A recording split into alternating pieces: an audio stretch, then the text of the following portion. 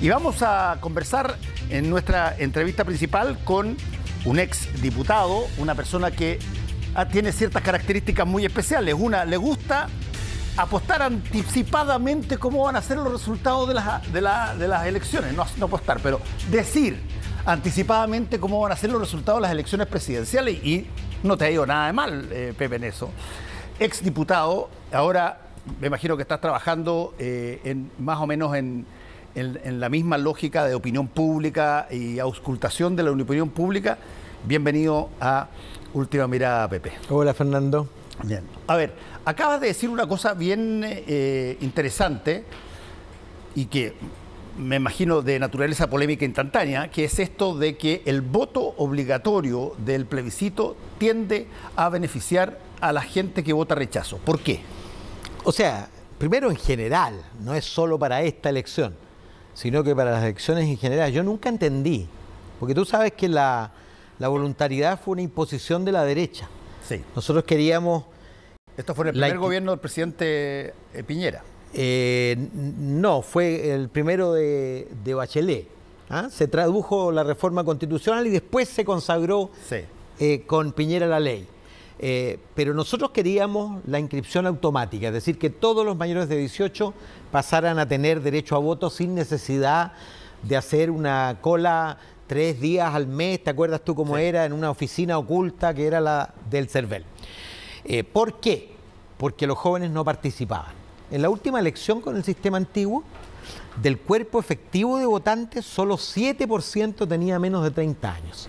En el plebiscito, en cambio, con el sistema nuevo y con el entusiasmo que generó el proceso constituyente entre los jóvenes, el 21%, es decir, el triple, 3 veces aumentó la gravitación de los jóvenes en las elecciones, caracterizada así, primero por el entusiasmo del proceso constituyente y segundo por la pandemia, que hizo que bajara la participación de los adultos.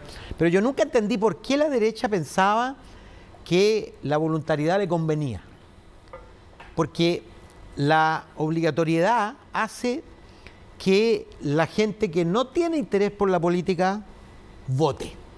Y la gente que no tiene interés por la política, que no ve los noticiarios ni los programas como este, que no se informa en detalle, tiende a votar por el más famoso, por el que gasta más plata en la campaña, por el que regala lente, en fin. En cambio, si votan los que se interesan por la política, la capacidad de movilización que tiene la izquierda de su activo será siempre mayor que la capacidad de movilización que tiene la derecha sobre su activo. ¿Y sabes por qué? Porque, y esto es propio de Chile, no ocurre en Europa es más bien al revés. En Chile, porque bueno, la derecha se constituyó después de 17 años denostando la política. Sí.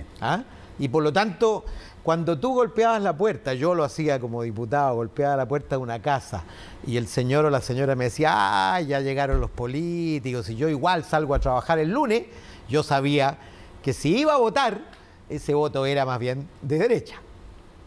O sea, básicamente tú lo que señalas es que si es que las personas no tienen iniciativa propia de ir a votar, lo más probable es que si los obligan, voten por lo más conservador. Que voten conservador. Piensa tú lo siguiente, si alguien no se entusiasmó con ir al plebiscito de salida, significa que no le entusiasmó el estallido, que no le entusiasmó la idea de una nueva constitución. Entre paréntesis, batimos el récord de participación en esa elección, 7,5 millones. Luego, si no se entusiasmó en la disyuntiva Boris-Kast, es decir, no se movilizó contra la idea de que alguien como Kast fuera presidente, no es alguien de izquierda. O digámoslo estadísticamente, la probabilidad de que sea alguien que vote progresista es menor que la probabilidad de que vote conservador. Ese electorado está mucho más dominado por el temor que por la esperanza. Ahora, con todos los cambios que han habido en las últimas elecciones, incluyendo la del plebiscito de entrada, donde se aprecia, Pepe, que de pronto tienes en un plebiscito para redactar una nueva constitución la votación más concurrida de la historia. ¿Por qué eso no tendría...? Hasta la segunda vuelta. Hasta la segunda vuelta, ya. Fue batido el récord. Bueno, hasta la segunda vuelta, tienes razón, fue batido el récord. Pero, ¿por qué eso no te habría de demostrar que, por ejemplo, hay interés en una situación que eventualmente ellos mismos pidieron, o la gran mayoría de ellos pidieron? No, sí, hubo interés, pues el interés se tradujo en un récord. ¿Ah? Que luego bajó abruptamente pocos meses más con las elecciones de convencionales. Recuerda que la elección de convencionales participó mucho menos gente que la elección que abrió el proceso constituyente. Yo pienso que va a participar mucha gente. Yo pienso que vamos a batir de nuevo el récord. El récord fue batido por la segunda vuelta presidencial con la friolera de 8.360.000 concurrentes. ¿Ah? Habíamos batido pocas veces en la historia la barrera a los 7 millones. Nunca habíamos llegado a los 8. Yo pensé que en el plebiscito de 2020 podíamos llegar, pero fueron 7,5 millones. Pero la elección Boris Kast movilizó a 8.360.000 personas. Ahora, el porcentaje de participación está distorsionado. Está distorsionado porque tenemos un padrón. Hoy acaba de entregar el CERVEL la cifra de 15.300.000 y algo más. Sí. 300.000 y algo más. Pero resulta que la ley que nosotros hicimos estableció que toda persona nacida en Chile y que hubieran transcurrido más de 18 años de su vida quedaba automáticamente inscrita. Entonces tú tienes una cantidad enorme de chilenos que nacieron en Chile, pero que ya no viven en Chile, que salieron en cualquier momento de sus vidas. Y resulta que solo 90.000 y un poco más se han inscrito para votar en el extranjero. Entonces primero tienes aproximadamente 1 millón de personas mayores de 18 años repartidas por el mundo y obviamente no están posibilitadas de venir a votar.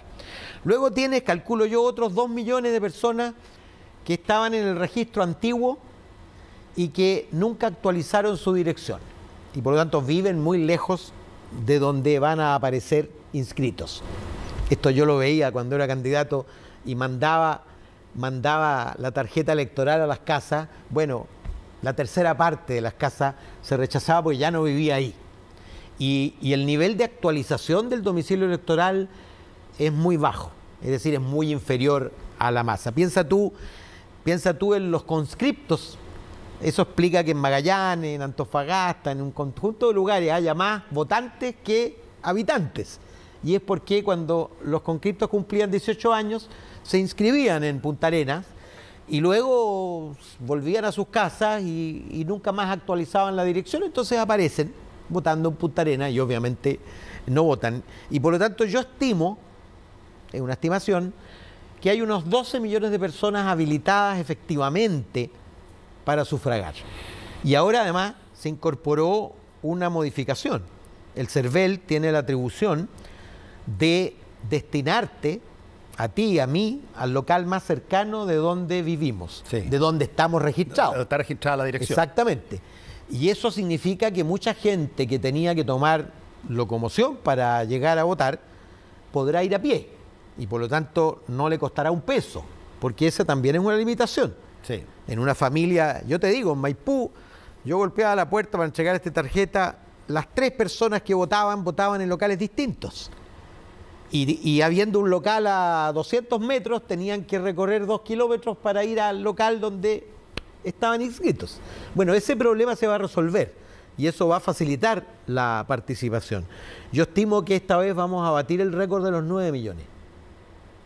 Ah, ¿tú crees que van a votar más gente que más gente que en la segunda vuelta? Ya. Ahora, a medias por el interés, porque es una disyuntiva de relevancia histórica, y también porque la pandemia se aleja, esperemos, golpeemos, y luego porque reaparece la obligatoriedad.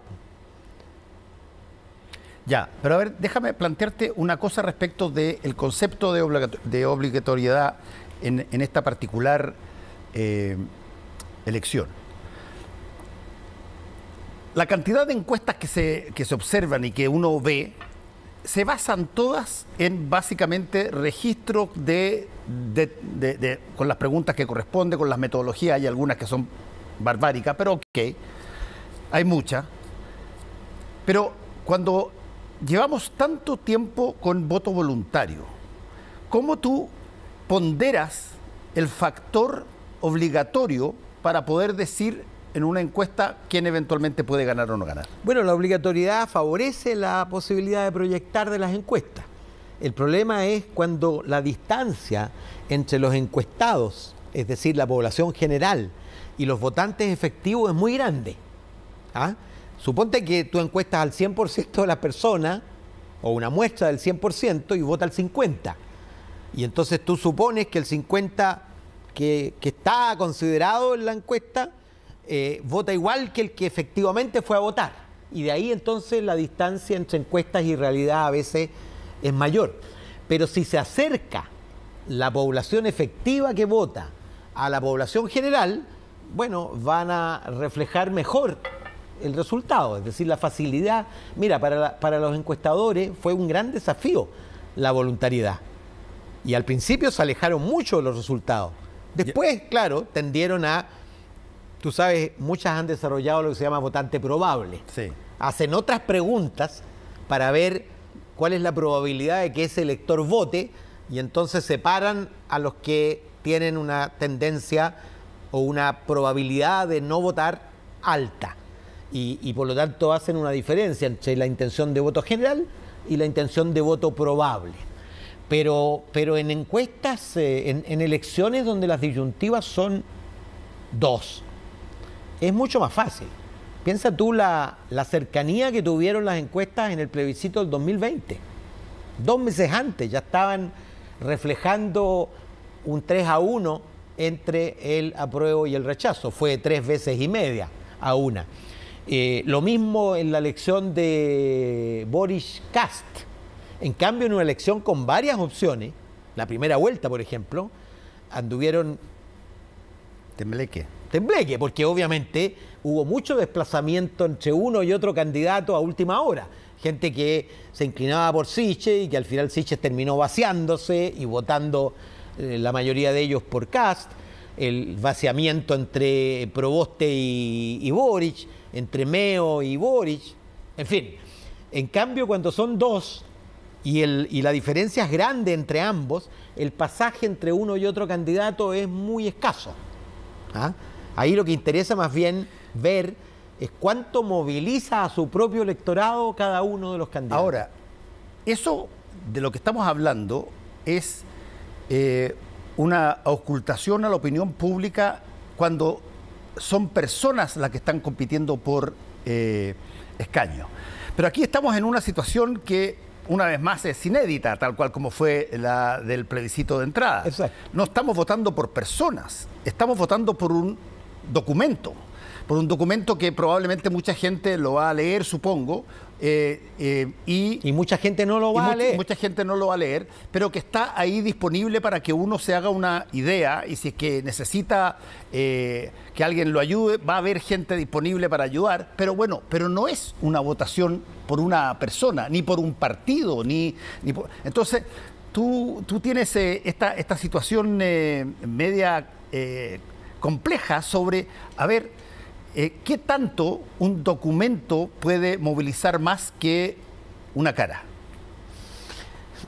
Yo creo que puede movilizar más. Lo hizo el plebiscito de entrada. Es decir, la idea, la demanda, la voluntad de una nueva constitución, de dejar atrás definitivamente el periodo marcado por la dictadura, movilizó a mucha gente, y yo creo que va a seguir movilizando a mucha gente. Y también yo creo, fíjate, que es cierto que tú no votas por personas, votas más bien por ti mismo, es decir, por ti, por qué cosa de lo que está en juego te provoca alguna molestia o alguna satisfacción. ¿Ah? Seguramente hay cosas que te provocan satisfacción y otras que te provocan molestia. Pero hay cosas que son más importantes para ti y otras cosas que son menos importantes. Y ese es el análisis que hace la gente. La gente tiende a votar desde una razón. ¿Ah? Desde una razón. Ahora, estamos hablando ahí de vuelvo aquí a insistir para reducirlo, la ecuación, a dos tipos de gente. Un tipo de gente que es la que tú dices, que vota por una razón, él está convencido de una razón, etc. Y hay otro tipo de gente que,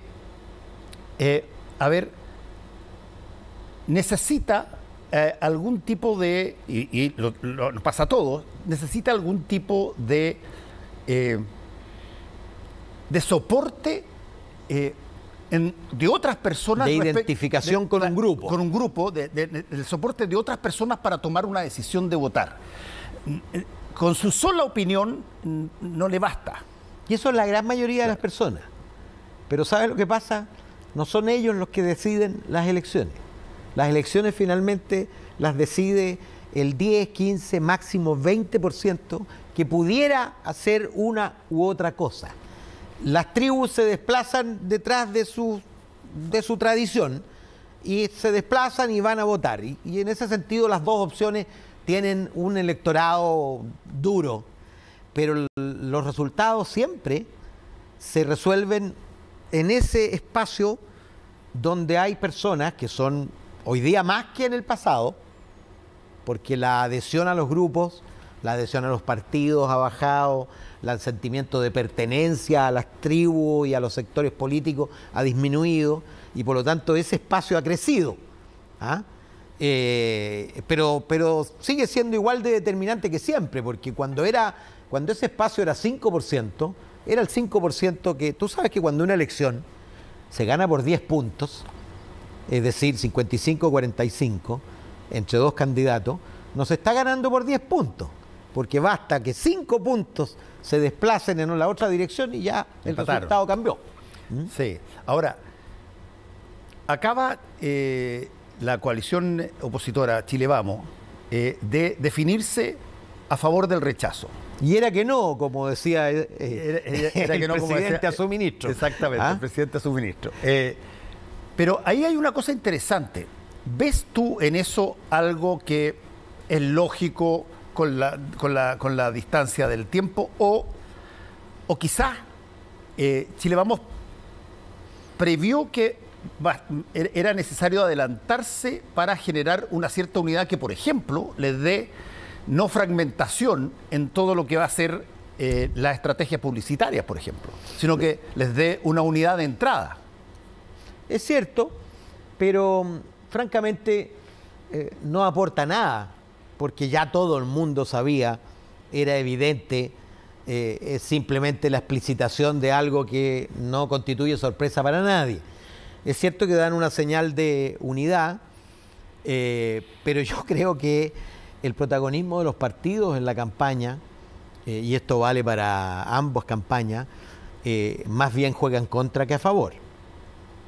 Yo creo que si dependerá, hay varios factores que van a determinar el resultado, que a mi juicio, yo te digo de entrada, para mí la elección está completamente abierta, es decir, y va a ser muy estrecha, puede ganar uno, puede ganar el otro, y hay varios factores que van a ser determinantes. El que hablábamos recién, la tasa de participación según grupos de edad. Si se consagra todavía, como las anteriores, que la tasa de participación de los jóvenes es mucho mayor que la de los adultos mayores, es muy probable que gane la apruebo. En cambio, si se recupera la tasa de participación de los adultos mayores, es probable que gane el rechazo. Luego, ¿cuánto crece? Es decir, ¿cuánta gente que no le entusiasmó la elección Boris Kast se suma a la elección? Ese es otro factor determinante. Tercer factor determinante, ¿cuál es el protagonismo que toman los partidos, ninguno de los cuales hoy día está muy prestigiado en la sociedad chilena, en la campaña, y cuánto protagonismo toman los ciudadanos? Y cuarto, ¿cuán protagónico en las respectivas campañas es el discurso duro? Es decir, ¿cuánto de Pancho Malo, de Kast, me refiero a José Antonio, cuánto de republicana tiene la campaña del rechazo, y cuánto del discurso de los 30 años? Yo escuchaba el otro día un video, no sé si lo viste, protagonizado por Daniel Muñoz, el actor de los 80, que comenzaba diciendo la rabia frente a la injusticia que desde la dictadura han propiciado todos los gobiernos de la Concertación. ¿Ah? Así, textual. Desde la dictadura, todos los gobiernos de la Concertación. No entendí a qué se refería, pero lo que está haciendo es empujando a los electores que pudieran valorar a Lagos, a Freya, a Elwin, en fin, hacia el rechazo. Y viceversa. ¿Ah? Con Pancho Malo de vocero del rechazo, obviamente se estimula el apruebo. Entonces, la elección es tan estrecha que los aciertos y errores de campaña, de diseño, pueden ser muy, pero muy determinantes. Platón, el viejo Platón, tiene una frase que, fíjate, para el tiempo es extraordinaria. Mira tú. ¿Para el tiempo que lo hizo o para el tiempo actual? Para el tiempo que lo hizo, porque podría tener perfectamente validez para hoy. Dice Platón que el costo que paga la ciudadanía, la gente, por el desinterés en la cosa pública es que sean gobernados por déspotas e ignorantes. Y lo decía en una sociedad donde eran pocos los que tenían derecho a participar. Pero de alguna manera hay una relación entre el desgano, básicamente refugiarse en la frase que tú dijiste, yo igual mañana tengo que salir a trabajar, que es una manera, qué sé yo, indirecta de decir me importa un bleo, mi voto vale callampa y la verdad que me importa un poco, pero el resultado de una suma de eso te puede dar los Bolsonaro, te puede dar los Trump. Por supuesto. Te pueden dar no fueron escogidos por elecciones democráticas, digamos, pero te pueden dar los Stalin, te pueden dar, qué sé yo, los Hitler, que sí fue escogido en una elección democrática como canciller. El desgano de las personas, el creer que esto es lo mismo que toda la vida, tiene costo, y el costo, fíjate, lo plantea él, en que eventualmente terminen siendo gobernados por déspota o ignorantes. Y tiene toda la razón. ¿Ah? A las alturas de hoy también. En general, esas cosas ocurren asociadas a los bajos niveles de participación. Y a los bajos niveles de involucramiento en la información, en la formación. Ahora, yo creo, sinceramente, que una elección de esta envergadura, considerando el plebiscito, considerando la elección presidencial que tuvo ribetes especiales, sí, digámoslo, ¿ah? Particularmente por... fíjate que la participación está muy vinculada a dos cosas.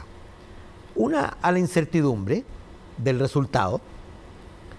Las personas tienen más inclinación a participar cuando sienten que su voto incide, que su voto es dirimente, que si me quedo en la casa capaz que pase lo que yo no quiero que pase. Y segundo, por la distancia entre una y otra opción. Mientras más distantes son las dos opciones, más se tiende la gente a participar, porque cuando son muy cercanas, dice la gente, bueno, da más o menos lo mismo si Chana o Juana, por lo tanto, me quedo en la casa. En cambio, cuando la diferencia es entre negro y blanco, la voluntad de participar es mucho mayor. Y yo creo que este plebiscito va a ser muy movilizador. ¿Qué tanto sientes tú, Pepe, que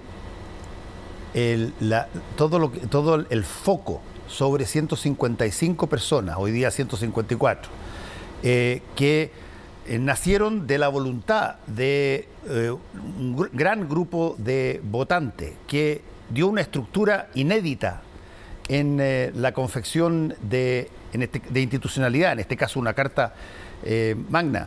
¿Qué tanto el foco sobre ellos y con todo ahí metámosle todo, metámosle lo bueno, lo malo, los fake news, todo? ¿Qué tanto la convención propiamente tal genera un impacto en el votante, más que el producto que terminan pasando. Hasta ahora, creo yo, hasta ahora, las cifras de las encuestas lo que reflejan es la evaluación de la convención más que la evaluación del texto. Por lo demás, el texto no está completamente resuelto. Pero hace varias semanas ya que tenemos, salvo después de la cuenta pública, que tuvo un sobresalto de valoración positiva al presidente y eso repercutió también por el apruebo, ya venían varias semanas consolidado un rechazo más grande que el apruebo, pero yo creo que era un rechazo más grande que el apruebo a la convención. El nivel de transparencia, el nivel de atención, el nivel de publicitación de los debates intermedios, de las propuestas más radicales y que luego no iban a ser aprobadas, pero que de todas maneras tuvieron visibilidad, fue generando opinión. ¿Ah? Y entonces, claro, el esfuerzo del apruebo va a tener que ser mostrar qué es efectivamente lo que se aprobó y lo que no se aprobó, porque mucha gente da por hecho muchas cosas que finalmente no se aprobaron. Fueron parte de la discusión, se aprobaron en una comisión, en fin. Y por eso que es muy probable, y ya está ocurriendo ya en la medida que la convención comienza a terminar y se empieza a discutir el texto, que se estrechan las cifras.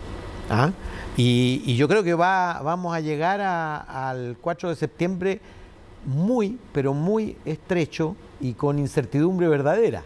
Déjame hacerte una última pregunta en torno a algo que tú conoces muy de carne propia, que es el rol del Parlamento y particularmente del Senado.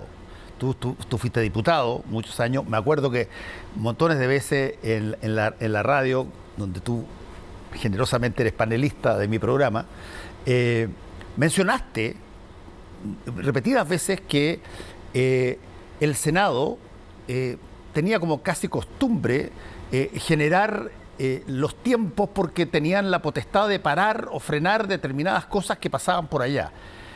¿Qué tanto te parece a ti este cambio que se entrega en la Constitución respecto del cambio del Senado por otra instancia de regiones y que tenga de alguna manera una empatía con la Cámara de Diputados más que una competencia, digamos? Yo habría preferido, mi diseño ¿cuál era? Te digo, y después te comento el actual.